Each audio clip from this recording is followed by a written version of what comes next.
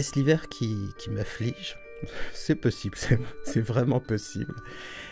Mais j'avais envie de vous faire voyager à nouveau en Provence. Et ça grâce à l'hypnose. Après Pagnol, c'est Jean Giono qui va nous faire rêver du pays des cigales avec l'un de ses plus jolis textes, L'homme qui plantait des arbres. Ce court récit, c'est plus qu'un court récit, c'est un conte écolo, a été lu plus de 100 000 fois aux États-Unis. Il y a eu une édition de 100 000 livres qui a été diffusée aux États-Unis.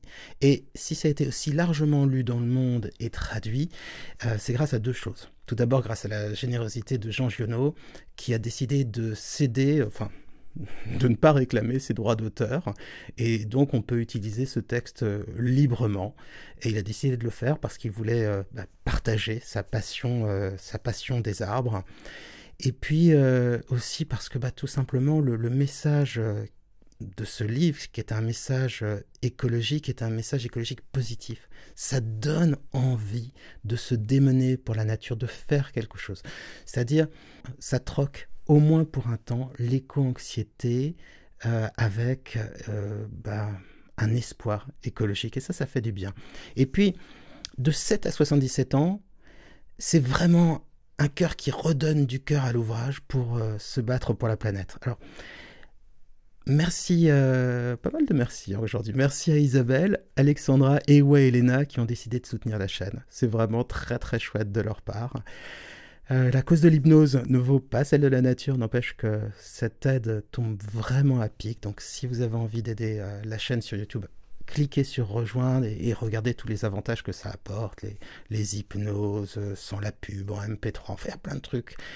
C'est très chouette et surtout c'est vraiment d'une très grande aide. Bon, allez, trêve de parole, en route vers l'hypnose.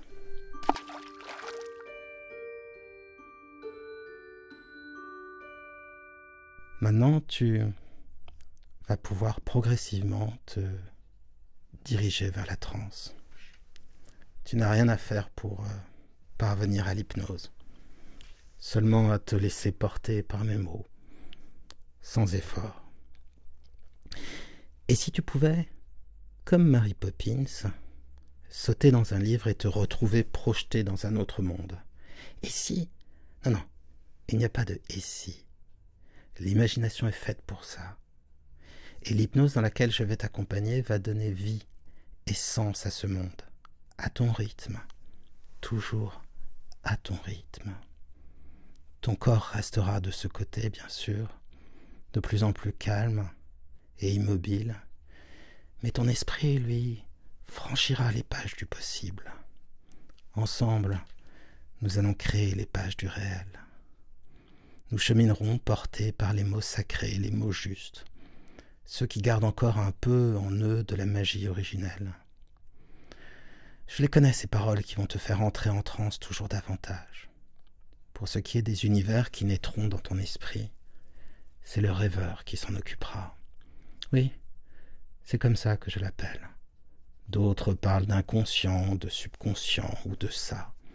Et cela n'a pas d'importance car, à l'instant même, alors que tu écoutes ces paroles tout en te croyant parfaitement conscient, déjà il s'est emparé du titre de l'ouvrage et à grands traits d'esquisse, il dessine le lieu futur de ton hypnose. Déjà le songe se prépare. Mais d'abord le voyage. Le voyage en toi-même, de plus en plus profondément en toi-même à mesure que file le temps et les mots. Vers l'imaginaire donc, c'est ton unique cap. Tu sais, tu n'as même pas à y prendre garde. Tu peux te laisser complètement porter si tu veux. Tu peux regarder mes mots passer à la fenêtre du train de tes pensées et déjà te sentir plus songeur, plus méditatif, plus détaché de l'horizon du quotidien. As-tu remarqué que certains de ceux qui ont précédé se sont déjà effacés, comme si tu avais commencé à être ailleurs? Où donc? Je crois que tu connais la réponse. Plus proche des mondes flottants, plus proche de toi-même, plus proche de l'hypnose. Observe ce corps qui se relaxe tout seul et dont la respiration régulière t'emporte toujours plus loin dans le voyage de l'esprit. Laisse-lui prendre 2 respirations profondes. Que son souffle devienne encore plus lent et plus doux. L'as-tu déjà perçue?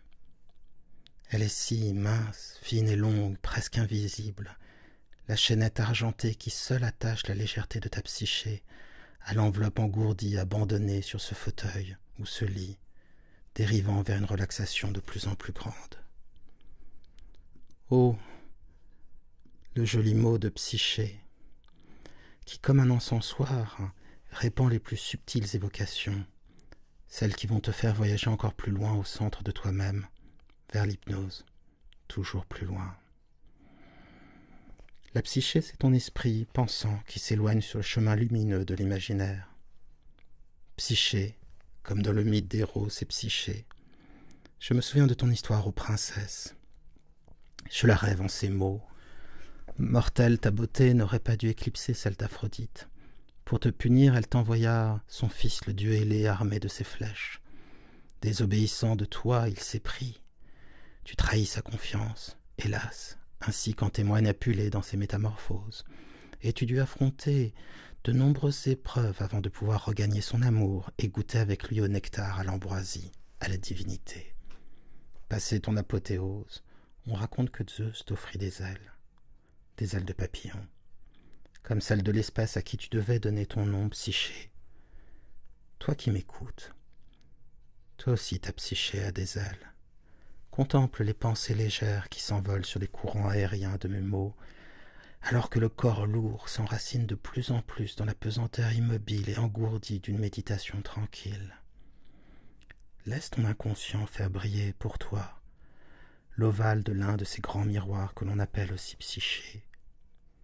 Et déférence gardée envers Alice, traverse-le. Comme ça, simplement, sans te poser de questions. Ce que tu y trouveras de l'autre côté, c'est une histoire merveilleuse, une bibliothèque infinie. Sache que tous les livres écrits ou qui auraient pu être écrits s'y trouvent. Et chaque page de chaque ouvrage peut ouvrir la porte d'une myriade de mondes, tous les univers dans un seul tous les univers dans un seul endroit, tous les rêves dans un seul esprit, le tien. Tu entres encore plus en transe. Quelque part dans un de ces rayons, on peut même trouver le livre de ta vie. Voici ce qu'on pourrait y lire. Quand il avait commencé à entendre ces mots, il ne s'attendait pas à aller aussi loin. Où exactement, cela restait à préciser. L'endroit semblait changer du tout au tout à chaque instant. Ce qui ne changeait pas, c'était le corps dont les yeux se fermaient. La respiration se ralentissait et semblait de plus en plus endormie. À chaque fois qu'il les réentendait, la transition se faisait plus rapide. « Tu es en transe ». Ces mots, il les sentait qui l'engourdissaient. « Tu es en transe ». Le corps seulement plus lourd. « Tu es en transe ». L'esprit, lui, au contraire, semblait gagner en légèreté. « Tu es en transe ». En pensée, il avait traversé un mystérieux miroir pour se retrouver dans une bibliothèque encore plus mystérieuse. Il aurait pu y trouver l'histoire de sa propre vie et, comme dans une mise en abîme, s'y lire, lisant le livre qu'il tenait. Comme dans l'histoire sans fin. Tu es en transe. Tu es en transe.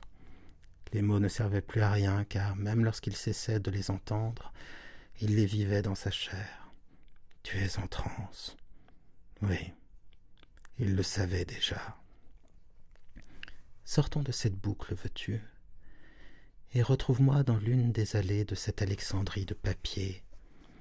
Tends le bras, et sur le premier rayon, saisis le livre qui t'y attend. Ce livre, l'homme qui plantait des arbres, va se développer en toi comme un rêve, et créer les briques d'un nouveau monde. Il ouvre pour toi ces pages, et un monde qui va se développer comme un rêve tout autour de toi, sur les briques des mots que tu entendras.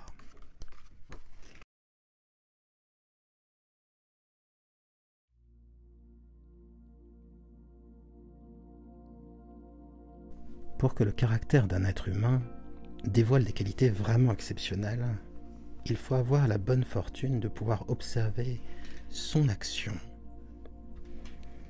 pendant de longues années. Si cette action est dépouillée de tout égoïsme, si l'idée qui la dirige est d'une générosité sans exemple, s'il est absolument certain qu'elle n'a cherché de récompense nulle part et qu'au surplus elle est laissée sur le monde des marques visibles, on est alors sans risque d'erreur devant un caractère inoubliable.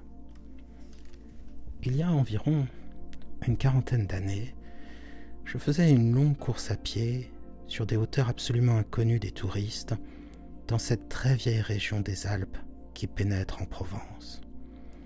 Cette région est délimitée au sud-est et au sud par le cours moyen de la Durance entre Sisteron et Mirabeau, au nord par le cours supérieur de la Drôme depuis sa source jusqu'à Die, à l'ouest par les plaines du Comtat vénessin et les contreforts du Mont Ventoux. Elle comprend toute la partie nord du département des Basses-Alpes, le sud de la Drôme et une petite enclave de Vaucluse. C'était au moment où j'entrepris ma longue promenade dans ces déserts, des landes nues et monotones, vers 1200 à 1300 mètres d'altitude. Il n'y poussait que des lavandes sauvages. Je traversais ce pays dans sa plus grande largeur, et après 3 jours de marche, je me trouvais dans une désolation sans exemple. Je campais à côté d'un squelette de village abandonné. Je n'avais plus d'eau depuis la veille, et il me fallait en trouver. Ces maisons agglomérées, quoiqu'en ruine, comme un vieux nid de guêpes, me firent penser qu'il avait dû y avoir, là, dans le temps, une fontaine ou un puits. Il y avait bien une fontaine, mais sèche. Les 5 à 6 maisons sans toiture, rongées de vent et de pluie, la petite chapelle au clocher écroulé, étaient rangées comme le sont les maisons et les chapelles dans les villages vivants, mais toute vie avait disparu. Comme il est étonnant de voir à quel point on peut, d'un même pays, la Provence, avoir des regards différents. Trouver dans le nord de la Provence celle qui confine aux Alpes, celle qui s'arrête aux environs de Vars. Eh bien, trouver une Provence déserte. Déserte comme le désert du Petit Prince.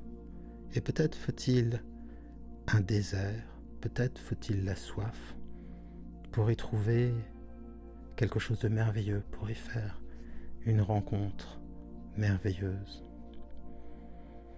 Je me souviens d'une citation qui disait que on ne trouve que ce qu'on ne cherche pas, et peut-être qu'on ne trouve que ce qu'on espère, que ce qui en nous fait soif, que ce qui en nous crie sa faim et se répercute dans tout notre être, dans tous nos actes. Et déjà, vous voyez que, habité par le texte et guidé par l'hypnose, le corps est plus détendu. Il y a une vertu dans la marche, comme dans l'hypnose, celle de se retrouver dans un état de bien-être océanique, de connexion avec le monde. Et même dans un endroit aussi aride, dur que cette Provence du Nord, eh bien on peut trouver la paix dans la marche, la paix dans la lecture, la paix dans l'hypnose, et c'est ce qui se crée de plus en plus en vous. C'est un sentiment de paix profond, un sentiment d'apaisement merveilleux, qui se traduit par des choses extrêmement simples, comme la respiration plus lente, le corps plus détendu, mais aussi l'oreille davantage ouverte, et les mots qui s'y posent se transforment en réalités intérieures. Et cela va augmenter parce que plus la transe va augmenter, et plus l'immersion dans l'histoire, dans votre histoire, dans cette réalité, initiée par l'hypnose, merveilleusement enchantée par le texte et vécue par vous, va augmenter également. C'était un beau jour de juin, avec grand soleil, mais sur ces terres sans abri et hautes dans le ciel, le vent soufflait avec une brutalité insupportable. Ces grondements dans les carcasses des maisons étaient ceux d'un fauve dérangé dans son repas. Il me fallut lever le camp. À 5 heures de marche, de là, je n'avais toujours pas trouvé d'eau et rien ne pouvait me donner l'espoir d'en trouver. C'était partout la même sécheresse, les mêmes herbes ligneuses. Il me sembla apercevoir dans le lointain une petite silhouette noire debout. Je la pris pour le tronc d'un arbre solitaire. À tout hasard, je me dirigeai vers elle. C'était un berger. Une trentaine de moutons couchés sur la terre brûlante se reposaient près de lui. Il me fit boire à sa gourde, et un peu plus tard, il me conduisit à sa bergerie, dans une ondulation du plateau. Il tirait son eau excellente d'un trou naturel très profond, au-dessus duquel il avait installé un treuil rudimentaire. Cet homme parlait peu. C'est le fait des solitaires. Mais on le sentait sûr de lui et confiant dans cette assurance. C'était insolite, dans ce pays dépouillé de tout. Il n'habitait pas une cabane, mais une vraie maison en pierre, où l'on voyait très bien comment son travail personnel avait rapiécé la ruine qu'il avait trouvée là à son arrivée. Son toit était solide et étanche. Le vent qui le frappait faisait sur les tuiles le bruit de la mer sur les plages. Son ménage était en ordre, sa vaisselle lavée, son parquet balayé, son fusil graissé, sa soupe bouillait sur le feu. Je remarquai alors qu'il était aussi rasé de frais, que tous ses boutons étaient solidement cousus, que ses vêtements étaient reprisés avec le soin minutieux qui rend les reprises invisibles. Il me fit partager sa soupe, et comme après je lui offrais ma blague à tabac, il me dit qu'il ne fumait pas. Son chien, silencieux comme lui, était bienveillant, sans bassesse. Il avait été entendu tout de suite que je passerais la nuit là, le village le plus proche étant encore à plus d'une journée et demie de marche, et au surplus, je connaissais parfaitement le caractère des rares villages de cette région. Alors, peut-être l'inconscient est-il comme cet homme, son chien et sa cabane. Un refuge qui peut s'opposer à tout, un refuge solide, un refuge qui peut s'organiser pour y abriter le bien-être et la sécurité, un refuge qui ne craint pas la tramontane, qui ne craint pas les difficultés de la vie. Et c'est ce que tu es en train de ressentir de plus en plus au sein de cette hypnose. C'est comme ça que le corps se ressent. Les stoïciens parlaient d'une citadelle intérieure. C'est peut-être mieux une cabane. C'est moins imposant, c'est moins arrogant, c'est moins martial. Et c'est peut-être davantage comme cela qu'on peut se sentir. Une cabane solide, une vraie maison, où tout est agréable et doux. Et à n'importe quel moment dans ta vie, si tu ressens un flottement, si tu as besoin de sécurité, repense à cette cabane, repense à ma voix, repense à cette hypnose, et la sensation, l'émotion, la protection dans laquelle tu te trouves, tout cela reviendra de respiration en respiration, et tu te surprendras, si tu le souhaites, à fermer tes yeux pour y entrer totalement. De la même manière qu'en répétant l'écoute de cette histoire hypnotique, tu pourras aller toujours plus loin, te sentir toujours plus fort, mais en même temps accueillant en toi-même, comme ce berger, comme son chien, comme sa maison. Et au surplus, je connaissais parfaitement le caractère des rares villages de cette région. Il y en a 4 ou 5, dispersés loin les uns des autres, sur les flancs de ces hauteurs, dans les taillis de chênes blancs à la toute extrémité des routes carrossables. Ils sont habités par des bûcherons qui font du charbon de bois. Ce sont des endroits où l'on vit mal. Les familles serrées les unes contre les autres, dans ce climat qui est d'une rudesse excessive, aussi bien l'été que l'hiver, exaspèrent leur égoïsme en vase clos. L'ambition irraisonnée s'y démesure dans le désir continu de s'échapper de cet endroit. Les hommes vont porter leur charbon à la ville avec leurs camions, puis retournent. Les plus solides qualités craquent sous cette perpétuelle douche écossaise. Les femmes mijotent des rancœurs.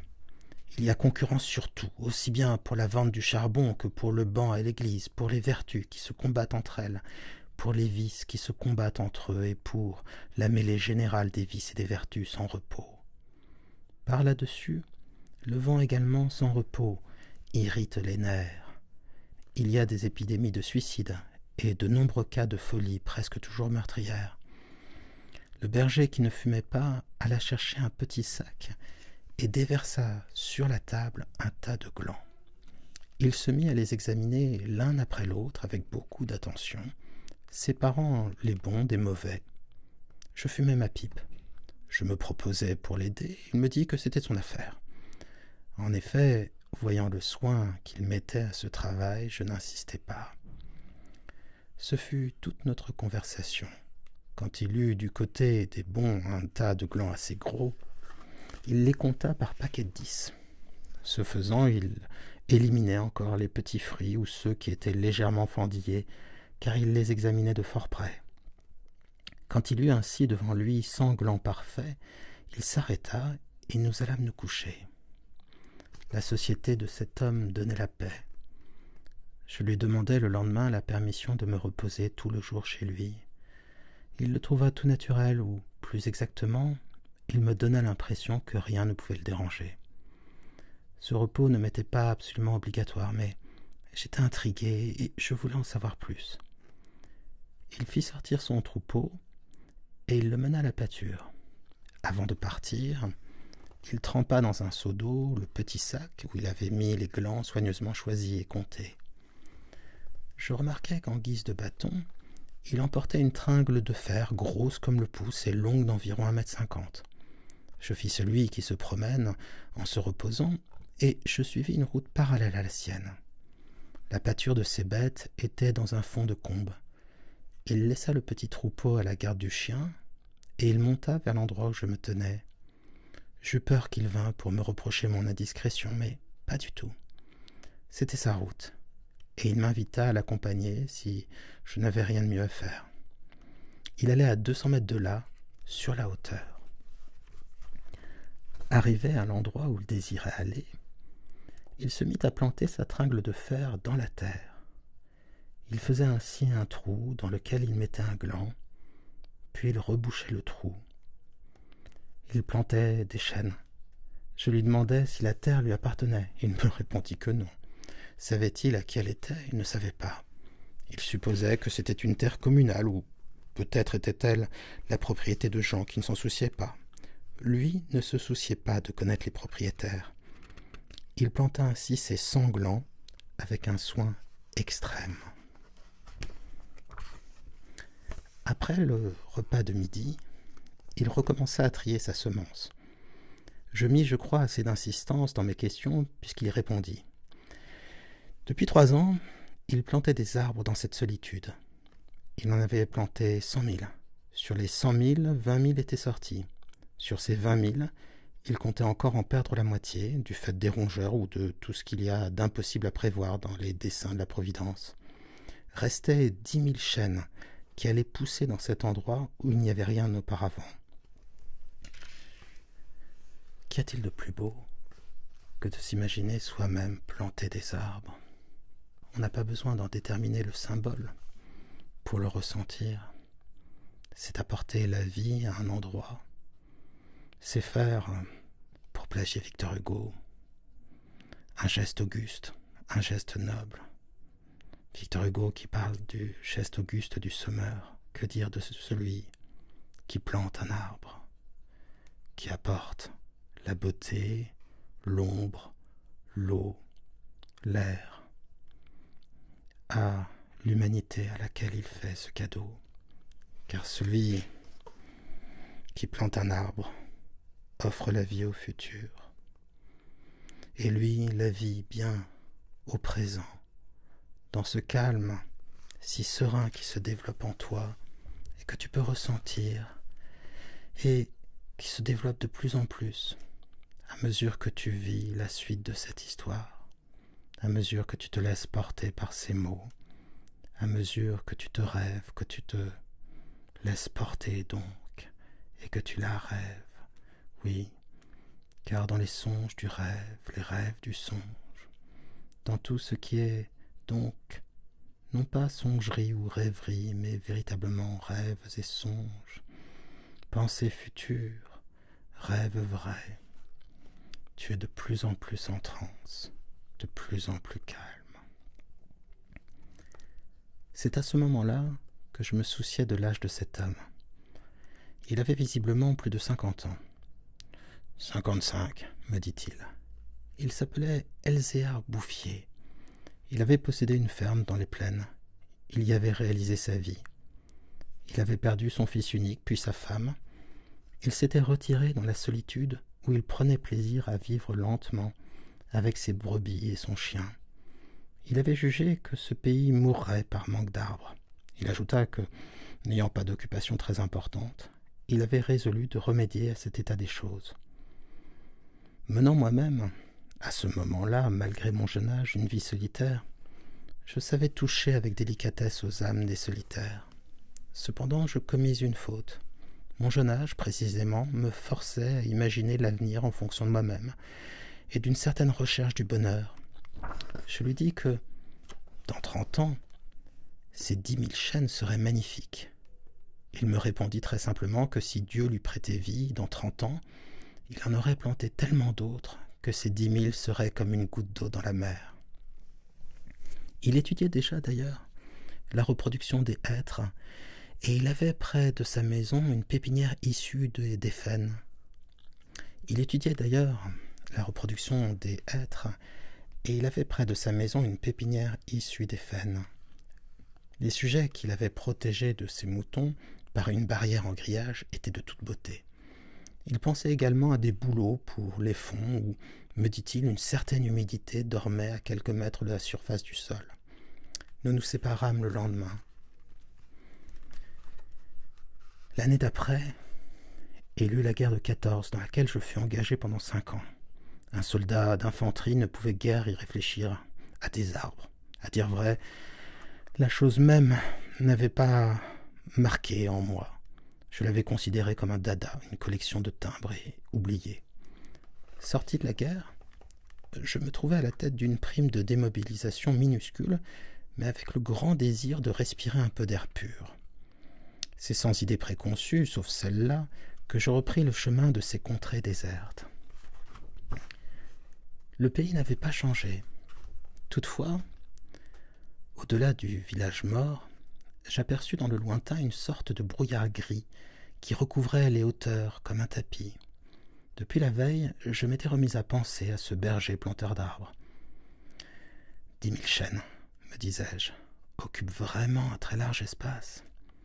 J'avais vu mourir trop de monde pendant 5 ans pour ne pas imaginer facilement la mort d'Elzéar Bouffier, d'autant que, lorsqu'on en a 20, on considère que les hommes de 50 sont des vieillards à qui il ne reste plus qu'à mourir. Il n'était pas mort. Il était même fort vert. Il avait changé de métier. Il ne possédait plus que 4 brebis, mais par contre une centaine de ruches. Il s'était débarrassé des moutons qui mettaient en péril ses plantations d'arbres. Car, me dit-il, et je le constatais, il ne s'était pas du tout soucié de la guerre. Il avait imperturbablement continué à planter. Les chênes de 1910 avaient alors 10 ans et étaient plus hauts que moi et que lui. Le spectacle était impressionnant. J'étais littéralement privé de parole et, comme lui ne parlait pas, nous passâmes tout le jour en silence à nous promener dans sa forêt.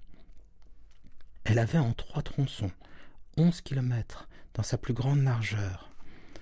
Quand on se souvenait que tout était sorti des mains et de l'âme de cet homme, sans moyens techniques, on comprenait que les hommes pourraient être aussi efficaces que Dieu dans d'autres domaines, que la destruction. Il avait suivi son idée, et les hêtres qui m'arrivaient aux épaules, répandus à perte de vue, en témoignaient. Les chênes étaient drus et avaient dépassé l'âge où ils étaient à la merci des rongeurs. Quant au dessein de la Providence elle-même pour détruire l'œuvre créée, il lui faudrait alors avoir désormais recours au cyclone. Il me montra d'admirables bosquets de bouleaux qui dataient de 5 ans, c'est-à-dire de 1915, de l'époque où je combattais à Verdun. Il leur avait fait occuper tous les fonds où il soupçonnait avec juste raison qu'il y avait de l'humidité presque à fleur de terre. Ils étaient tendres comme des adolescents et très décidés. La création avait d'ailleurs de s'opérer. La création avait l'air d'ailleurs de s'opérer en chaîne. Il ne s'en souciait pas. Il poursuivait obstinément sa tâche très simple. Mais en redescendant par le village, je vis couler de l'eau dans des ruisseaux qui, de mémoire d'homme, avaient toujours été à sec.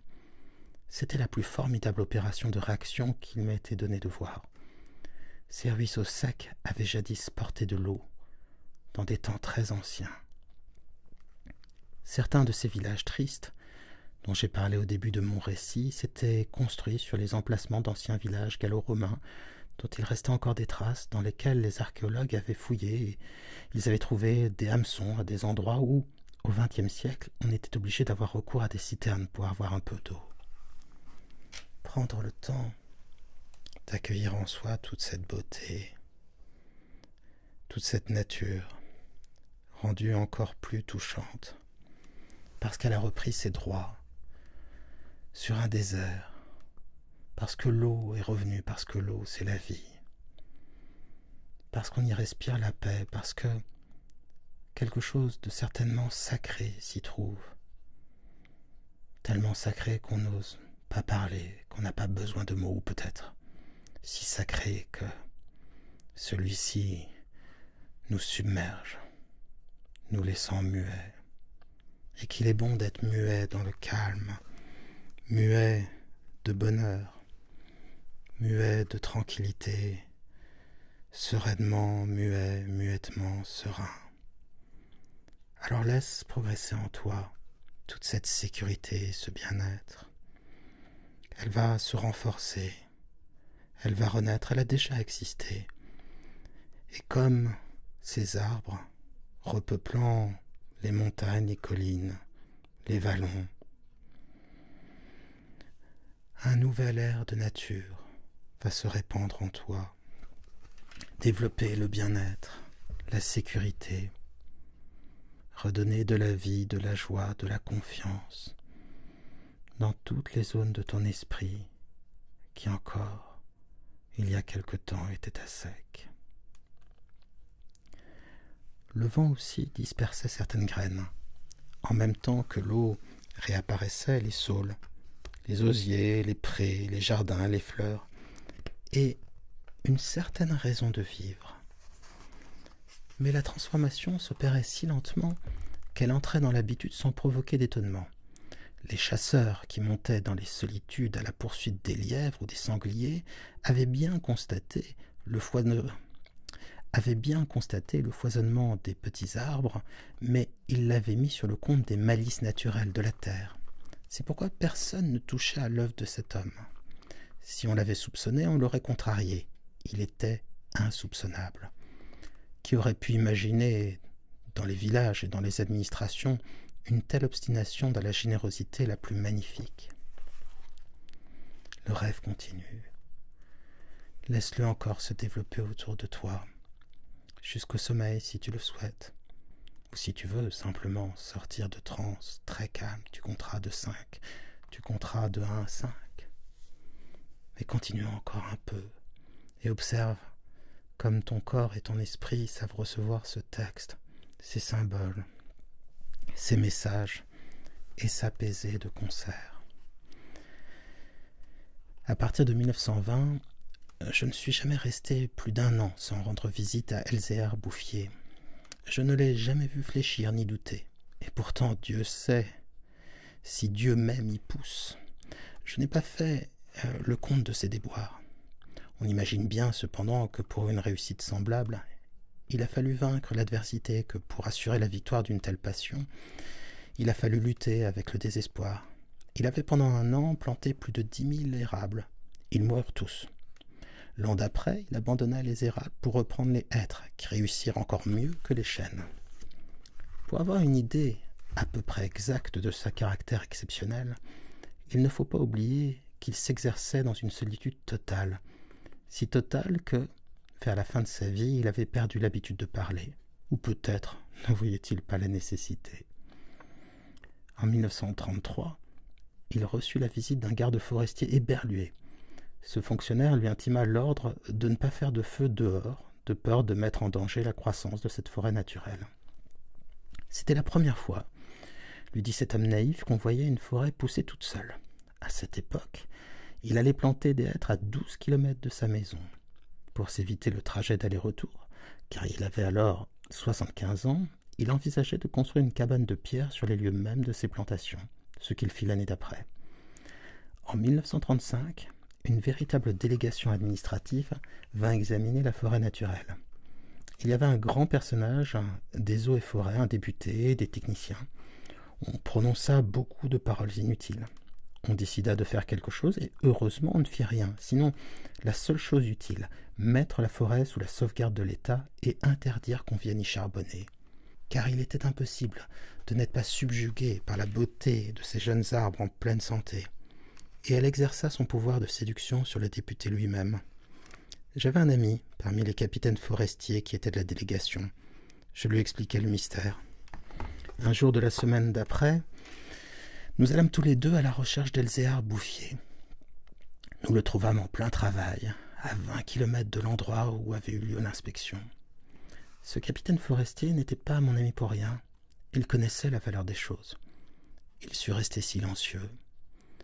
J'offris les quelques œufs que j'avais apportés en présent. Nous partageâmes notre casse-croûte en trois et quelques heures passèrent dans la contemplation muette du paysage. La côte d'où nous venions était couverte d'arbres, de 6 à 7 mètres de haut. Je me souvenais de l'aspect du pays en 1913, le désert. Le travail paisible et régulier, l'air vif des hauteurs, la frugalité et surtout la sérénité de l'âme avaient donné à ce vieillard une santé presque solennelle. C'était un athlète de Dieu. Je me demandais combien d'hectares il allait encore couvrir d'arbres. Avant de partir, mon ami fit simplement une brève suggestion à propos de certaines essences auxquelles le terrain d'ici paraissait devoir convenir. Il n'insista pas. Pour la bonne raison, me dit-il après, que ce bonhomme en sait plus que moi. Au bout d'une heure de marche, l'idée ayant fait son chemin en lui, il ajouta « Il en sait beaucoup plus que tout le monde.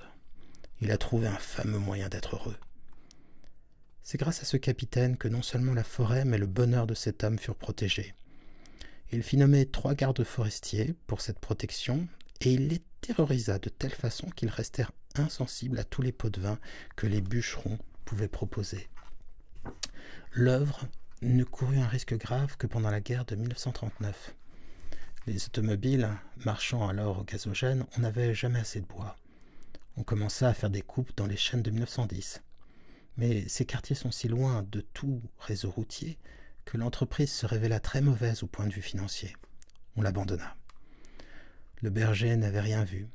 Il était à 30 kilomètres de là, continuant paisiblement sa besogne, ignorant la guerre de 39 comme il avait ignoré la guerre de 14. J'ai vu Elzéar Bouffier pour la dernière fois en juin 1945. Il avait alors 87 ans. J'avais donc repris la route du désert, mais maintenant, malgré le délabrement dans lequel la guerre avait laissé le pays, il y avait un car qui faisait le service entre la vallée de la Durance et la montagne. Je mis sur le compte de ce moyen de transport relativement rapide le fait que je ne reconnaissais plus les lieux de mes premières promenades. Il me semblait aussi que l'itinéraire me faisait passer par des endroits nouveaux. J'eus besoin d'un nom de village pour conclure que j'étais bien, cependant, dans cette région jadis en ruine et désolée. Le car me débarqua à Vergon. En 1913, ce hameau de 10 à 12 maisons avait 3 habitants. Ils étaient sauvages, se détestaient, vivaient de chasse au piège, à peu près dans l'état physique et moral des hommes de la préhistoire. Les orties dévoraient autour d'eux les maisons abandonnées. Leurs conditions étaient sans espoir. Il ne s'agissait pour eux que d'attendre la mort, situation qui ne prédispose guère aux vertus. Tout était changé. L'air lui-même, au lieu des bourrasques sèches et brutales qui m'accueillaient jadis, soufflait une brise souple, chargée d'odeurs. Un bruit semblable à celui de l'eau venait des hauteurs, c'était celui du vent dans les forêts. enfin, chose plus étonnante, j'entendis le vrai bruit de l'eau coulant dans un bassin. Je vis qu'on avait fait une fontaine, qu'elle était abondante, et ce qui me toucha le plus, on avait planté près d'elle un tilleul qui pouvait déjà avoir dans les 4 ans, déjà gras, symbole incontestable d'une résurrection. Par ailleurs, Vergon portait les traces d'un travail pour l'entreprise duquel l'espoir est nécessaire. L'espoir était donc revenu. On avait déblayé les ruines, abattu les pans de murs délabrés et reconstruit 5 maisons. Le hameau comptait désormais 28 habitants, dont 4 jeunes ménages. Les maisons neuves, crépies de frais, étaient entourées de jardins potagers où poussaient, mélangés mais alignés, les légumes et les fleurs, les choux et les rosiers, les poireaux et les gueules de loup, les céleris et les anémones. C'était désormais un endroit où l'on avait envie d'habiter. À partir de là, je fis mon chemin à pied. La guerre dont nous sortions à peine n'avait pas permis l'épanouissement complet de la vie, mais Lazare était hors du tombeau. Sur les flancs abaissés de la montagne, je voyais de petits champs d'orge et de seigle en herbe. Au fond des étroites vallées, quelques prairies verdissaient. Il n'a fallu que les 8 ans qui nous séparent de cette époque pour que tout le pays resplendisse de santé et d'aisance. Sur l'emplacement des ruines que j'avais vues en 1913, s'élèvent maintenant des fermes propres, bien crépies, qui dénotent une vie heureuse et confortable. Les vieilles sources, alimentées par les pluies et les neiges que retiennent les forêts, se sont remises à couler. On en a canalisé les eaux. À côté de chaque ferme, dans des bosquets d'érables, les bassins des fontaines débordent sur des tapis de menthe fraîche. Les villages se sont reconstruits peu à peu. Une population venue des plaines où la terre se vend chère s'est fixée dans le pays, y apportant de la jeunesse, du mouvement, de l'esprit d'aventure. On rencontre dans les chemins des hommes et des femmes bien nourris, des garçons et des filles qui savent rire et ont repris goût aux fêtes campagnardes. Si on compte l'ancienne population méconnaissable depuis qu'elle vit avec douceur et les nouveaux venus, plus de 10 000 personnes doivent leur bonheur à Elzéar Bouffier. Quand je réfléchis qu'un homme seul, réduit à ses simples ressources physiques et morales, a suffi pour faire surgir du désert ce pays de Canaan, je trouve que, malgré tout, la condition humaine est admirable. Mais quand je fais le compte de tout ce qu'il a fallu de constance dans la grandeur d'âme et d'acharnement dans la générosité pour obtenir ce résultat, je suis pris d'un immense respect pour ce vieux paysan sans culture qui a su mener à bien cette œuvre digne de Dieu. Elzéar Bouffier est mort paisiblement en 1947 à l'hospice de Banon. Alors maintenant, porté par la beauté du texte, il te suffit de continuer à rêver à cet endroit, de le vivre, de ressentir la vie qui l'irrigue, la trace aussi certainement d'un acte généreux. Il te suffit de te baigner dans ce que l'âme humaine a de meilleur quand elle se réalise en action, pour sentir qu'en toi vont se préciser plusieurs choses. Tes vraies envies, là où tu te sentiras le plus utile, le plus vrai. Une confiance nouvelle en toi, un calme aussi. Et puis, au fur et à mesure que tu vas rêver, eh bien, le sommeil de la nuit s'approchera tout à fait. Et c'est pour cela que mes mots ici s'arrêtent et te laissent au rêve, puis au sommeil.